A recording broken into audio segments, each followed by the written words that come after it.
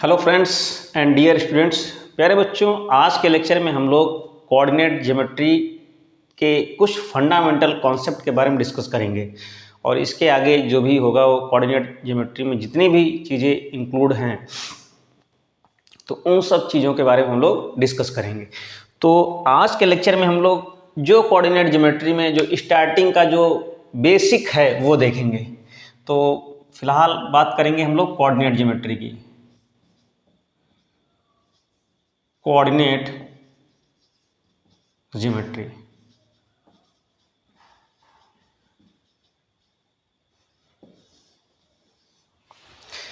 जो coordinate geometry होती है, हम लोग क्या करते हैं, कोऑर्डिनेट ज्योमेट्री में हम लोग जितनी भी चीज़ें होती हैं ज्योमेट्री का डिस्कशन करते हैं। ज्योमेट्री में जितना भी आता है, ठीक, ज्योमेट्री यानी कि कोऑर्डिनेट ज्योमेट्री में हम किसका डिस्कशन करते हैं, किसका स्टडी करते हैं, ज्योमेट्री का स्टडी करते हैं विद द हेल्प ऑफ, किसकी सहायता से, with the help of algebra.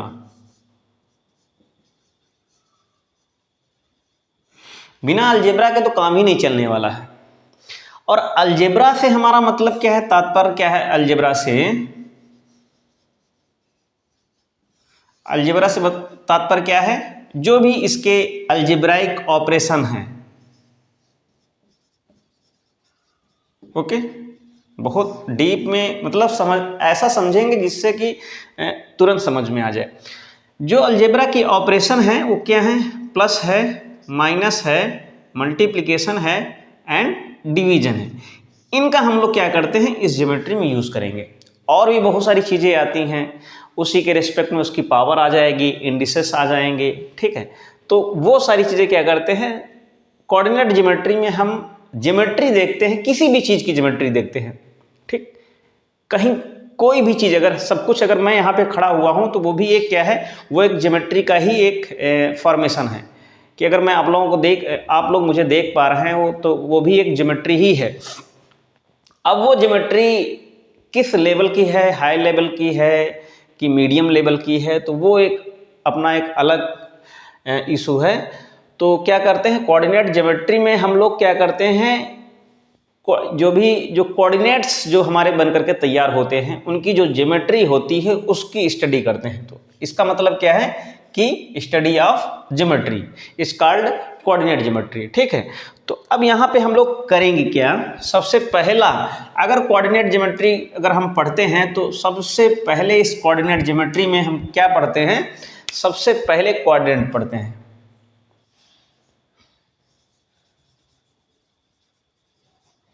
इसी क्वाड्रेंट से ही हम बहुत सारी चीजें, इसको हम लोग चतुर्थांश बोलते हैं, चतुर्थांश, ओके। चतुर्थांश का जो रिप्रेजेंटेशन है कुछ इस तरीके से होता है, ये x से रिप्रेजेंट कर देते हैं, इसको y से रिप्रेजेंट कर देते हैं, इसके अपोजिट जो है उसे x डैश से रिप्रेजेंट कर देते हैं और इसके अपोजिट जो है उसे y डैश से रिप्रेजेंट कर देते हैं। और जहां पे ये यानी कि क्वाड्रेंट क्या होता है, एक ऐसा ज्योमेट्रिकल फॉर्मेट होता है जिसमें से दो लाइंस इंटरसेक्ट करती हैं एक दूसरे को, उनमें से एक लाइन हॉरिजॉन्टल होती है और एक वर्टिकल होती है, ठीक। तो इस हॉरिजॉन्टल लाइन को हम लोग एक्स एक्स से रिप्रेजेंट करते हैं, एक्स डैश से, ये क्या है, हॉरिजॉन्टल लाइन है, ओके। और जो ये वाई डैश से रिप्रेजेंट करेंगे, ये क्या होगा, ये वर्टिकल लाइंस होगी, ठीक। और ये जो दोनों हैं, इसको इस तरीके से भी लिखा जा सकता है कि जो एक्स एक्स डैश है ये क्या है, परपेंडिकुलर है वाई डैश के।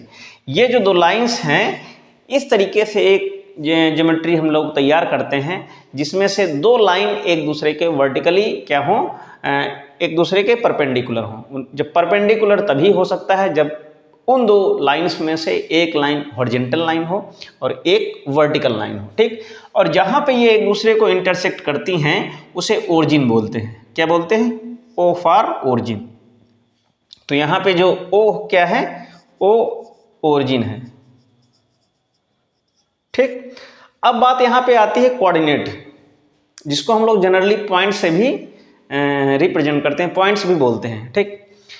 तो जो कोऑर्डिनेट होता है वो कोऑर्डिनेट किस तरीके से बन करके तैयार होगा, जैसे कि सपोज दैट अगर यहाँ से कुछ डिस्टेंस हमने क्या किया, इधर हम बढ़े, ठीक, बात समझ में आई।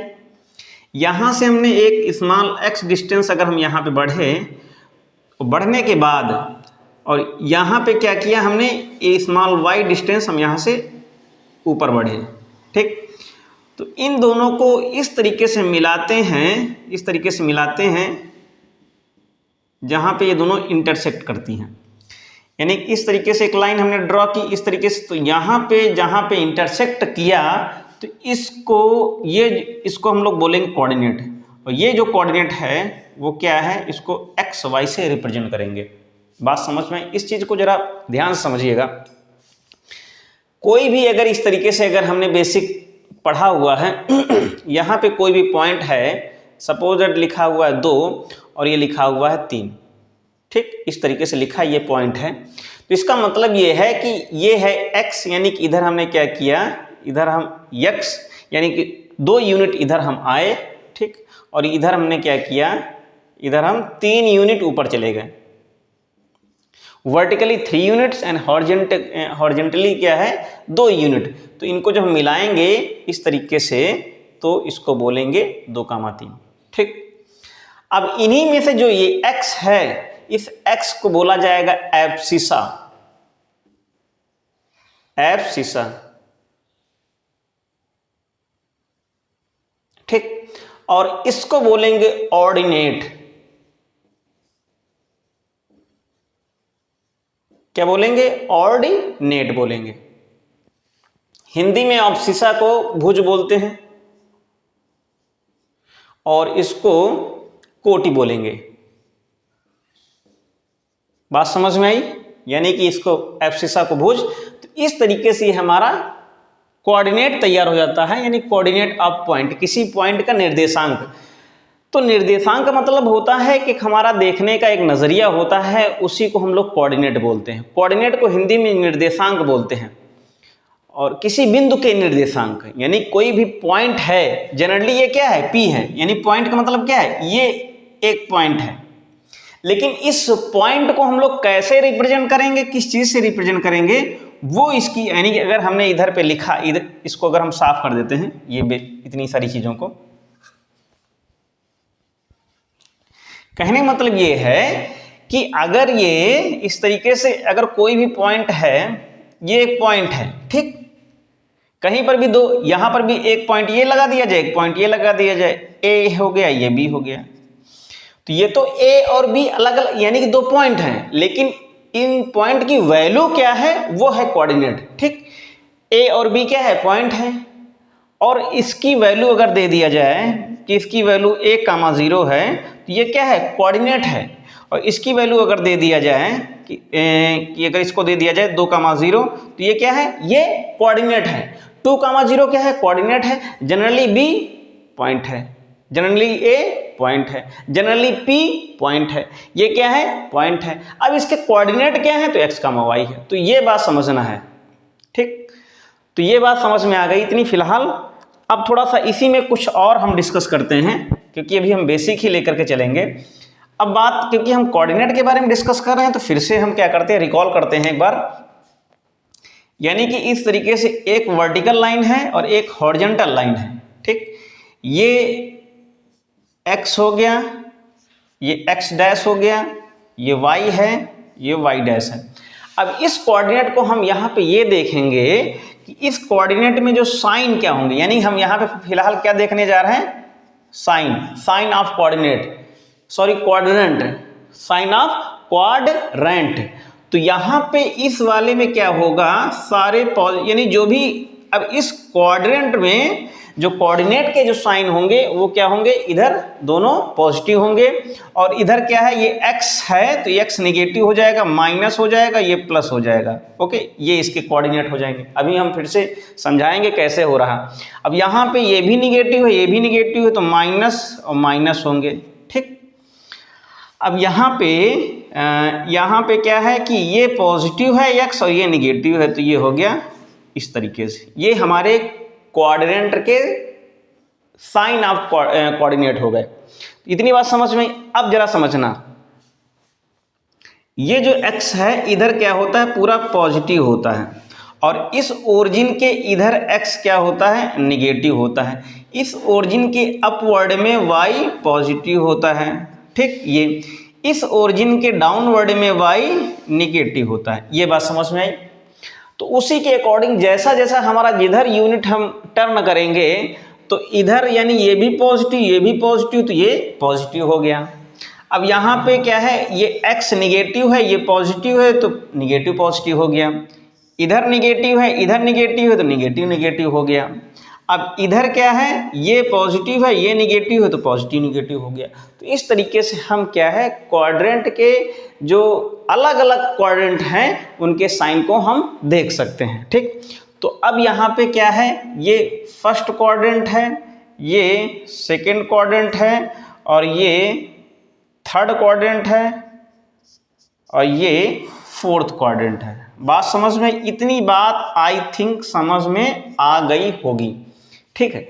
अब इसके आगे हम ये डिस्कस करते हैं कि कैसे हम वहाँ पे साइन को मॉडिफाई कर सकते हैं। तो इसको देखते हैं। अब जैसे हमने क्वेश्चन कहा कि क्वेश्चन क्या कहा कि क्वेश्चन ये है, find the coordinate, find the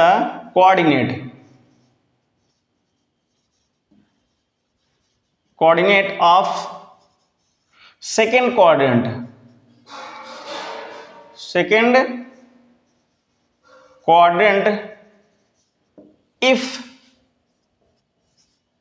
if two unit, ये इस, अब यहां से कहानी बनेगी, if two unit in x axis, if two unit horizontally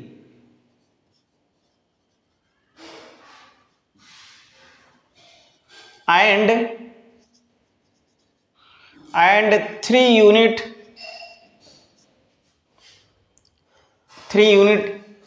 in vertically,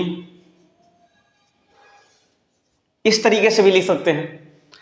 अब जरा बात को समझना कि इस तरीके से हम कोऑर्डिनेट बनाएंगे, तो ये x हो गया, ये y हो गया, सॉरी x डैश हो गया, ये y हो गया, y डैश हो गया। कह रहा टू यूनिट हॉरिजेंटली, लेकिन कहाँ, सेकेंड क्वाड्रेंट में। हॉरिजेंटली टू यूनिट है, तो यानी कि यहाँ पे आएंगे, इधर आएंगे 2 यूनिट, ये 2 यूनिट हो गया, ठीक। और 3 यूनिट वर्टिकली, तो यहाँ पे क्या करेंगे, 3 यूनिट वर्टिकली जाएंगे, तो ये हो गया 3।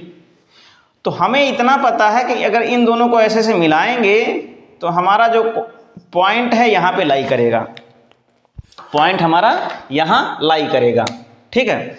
अब पॉइंट यहाँ लाई करेगा तो क्या होगा, ये x निगेटिव है, तो -2,3 ये हमारा कोऑर्डिनेट हो जाएगा, कोऑर्डिनेट ऑफ ये हमारा सेकेंड क्वाड्रेंट है, ठीक। अब जरा इसको ऐसे भी बोल सकते हैं, कैसे बोल सकते हैं, मेरी बात ध्यान सुनना। दूसरा क्वेश्चन लेते हैं, दूसरा क्वेश्चन लेते हैं। अब हमें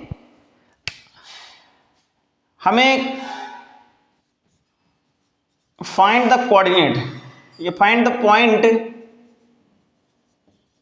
ऑफ थर्ड क्वाड्रेंट, ओके। ये कहा गया कि जो तीसरा चतुर्थांश है उसके हमें पॉइंट फाइंड आउट करने हैं। इफ, अब कंडीशन क्या दी है, इफ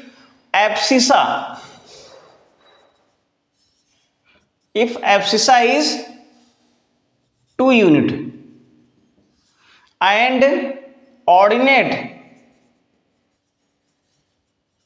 इज 1 यूनिट। जरा बात समझना। अब यहां पे क्या होगा, इस तरीके से हम ऑर्डिनेट इस तरीके से कोऑर्डिनेट बनाएंगे। ये x हो गया, ये x डैश हो गया, ये y डैश, ओके। अब यहाँ पे एब्सिसा, अब हमको क्या करना है, इस थर्ड क्वाड्रेंट के कोऑर्डिनेट हमें फाइंड आउट करने हैं। तो एब्सिसा की वैल्यू 2 यूनिट है, तो यहाँ से क्या आएगा, ये हो गया 2 यूनिट। ठीक, अब कह रहा कि ऑर्डिनेट की वैल्यू 1 यूनिट है, तो इधर, क्योंकि इधर आएंगे तभी तो हमको इसके कोऑर्डिनेट मिलेंगे, तो ये 1 हो गया। तो इन दोनों को मिलाएंगे ऐसे, तो कहने मतलब इसके जो पॉइंट होंगे -2, -1, ये है थर्ड क्वाड्रेंट। ओके, इतनी बात समझ में आई? ओके। अब इसके बाद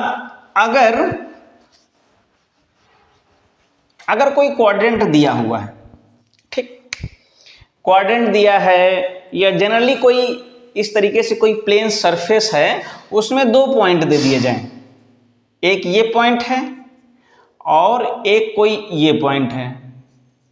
ओके, इस पॉइंट की जो वैल्यू है वो है x1 y1 है, और इसकी जो वैल्यू है x2 y2 है। अब कह रहा है कि इन दोनों के बीच की डिस्टेंस क्या है, यानी कि यहां से यहां तक पहुंचने में, यानी कि हमें कितनी दूरी, यानी डिस्टेंस कितनी है, कितना चलना पड़ेगा, हाउ मच। तो क्या करेंगे, इन दोनों को ऐसे मिला देते हैं, तो ये एक क्या हो जाता है, सेगमेंट हो जाता है, एक पॉइंट ये, एक पॉइंट ये, तो ये क्या है, एक लाइन सेगमेंट बन जाएगा। ये क्या है, एक इसको, यानी जो AB है, AB क्या है, लाइन सेगमेंट, जिसको हिंदी में बोलते हैं रेखाखंड। क्या बोलेंगे, रेखाखंड। रेखाखंड का मतलब दैट मीन्स लाइन सेगमेंट। तो यहां पे एक फार्मूला हम डिराइव करेंगे कि जो डिस्टेंस का मतलब क्या है, d, और इस तरीके से एक फार्मूला होगा कि x2 - x1 का whole square and plus y2 - y1 का होल स्क्वायर।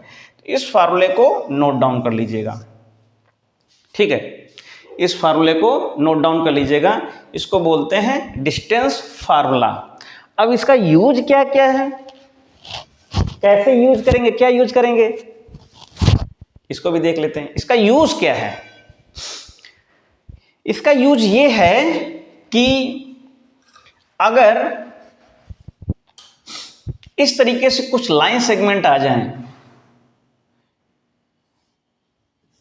इस तरीके से लाइन सेगमेंट, ये इसके परपेंडिकुलर है, ये इसके परपेंडिकुलर है, ये इसके परपेंडिकुलर है, ये इसके परपेंडिकुलर है, अपोजिट एंड पैरेलल लाइंस, ये क्या है, ये अपोजिट साइड्स इक्वल, ये अपोजिट साइड्स इक्वल।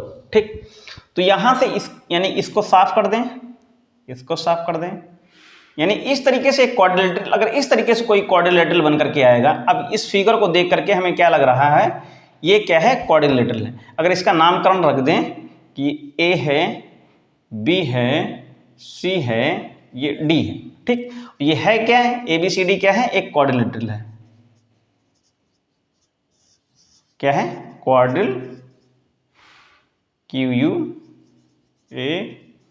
क्वाड्रिलेटरल, ठीक, चतुर्भुज। तो अगर इस तरीके से कोई क्वाड्रिलेटरल है जिसके कॉर्नर क्या है, कॉर्नर पे 90 डिग्री क्रिएट हो रहा है, तो वो 2 हो सकता है, या तो क्या होगा, या तो वो स्क्वायर होगा और या तो रेक्टेंगल होगा, रेक्टेंगल। ओके, इतनी बात समझ में आई। तो हम कैसे पता लगाएंगे क्वाड्रिलेटरल है, सॉरी ये रेक्टेंगल है कि स्क्वायर है, अगर AB is equal to BC is equal to CD is equal to AD, okay, all side equal, then this quadrilateral is called square. ठीक, but if AB is equal to CD and AD is equal to BC, okay, तो इसको बोलेंगे rectangle. AB का मतलब क्या है, line segment है, तो वहां पे डिस्टेंस फार्मूला हम अप्लाई करेंगे। अगर ये आ जाए इस तरीके से कि इसकी जो वैल्यू है वो x1 y1 और ये x2 y2, ये x3 y3, ये x4 y4। ठीक, इस तरीके से इस क्वाड्रिलेटरल के अगर कोऑर्डिनेट दिए हुए हैं तो उन कोऑर्डिनेट की सहायता से हम ये फाइंड आउट कर सकते हैं कि ये रेक्टेंगल है कि ये स्क्वायर है। ठीक, सिमिलरली इस तरीके से हम बहुत सारे ज्योमेट्रिकल फिगर जो भी होंगे उनको हम फाइंड आउट कर सकते हैं। जैसे कि अगर कोई इस तरीके से ये क्या है, ये ट्रायंगल है A B C, where ABC are the vertices of this triangle। ठीक, वर्टिसेस हैं और इन वर्टिसेस के कुछ कोऑर्डिनेट दिए हुए हैं। ओके, तो इन वर्टिसेस के कोऑर्डिनेट अगर दिए हुए हैं तो हम यहां से ये पता लगा सकते हैं कि ये स्केलन है कि आइसोसेलेस है कि इक्विलैटरल है। ठीक, अगर सारी तीनों साइड्स अगर इक्वल हैं तो उसको बोलेंगे कि ये इक्विलैटरल है। अगर दो साइड्स इसकी इक्वल हैं तो इसको बोलेंगे आइसोसेलेस बोलेंगे।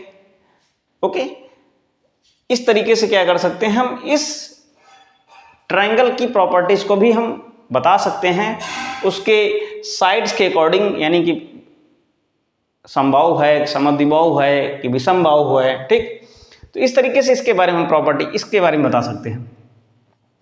तो कहने का मतलब ये था कि ऐसे तो और भी स्टार्ट हम लोग आगे बढ़ेंगे, और फिलहाल आज के लेक्चर में ही बस इतना ही हम लोग बेसिक्स में करते हैं, और नेक्स्ट लेक्चर में हम लोग फिर से इसी के आगे कंटिन्यू करेंगे। और अगर बीच में अगर टाइम और कुछ ऐसा शेड्यूल बन करके तैयार हुआ तो हम लोग स्पेशल क्लास भी लेंगे। तो मिलते हैं नेक्स्ट लेक्चर में। आप लोग वीडियोस को शेयर करते रहिएगा, लाइक करते रहिएगा, अगर चैनल पे नए हैं तो सब्सक्राइब कर लीजिएगा और वीडियोस को देखते रहिएगा ज़्यादा से ज़्यादा। तो मिलते हैं नेक्स्ट लेक्चर में। Thank you, take care.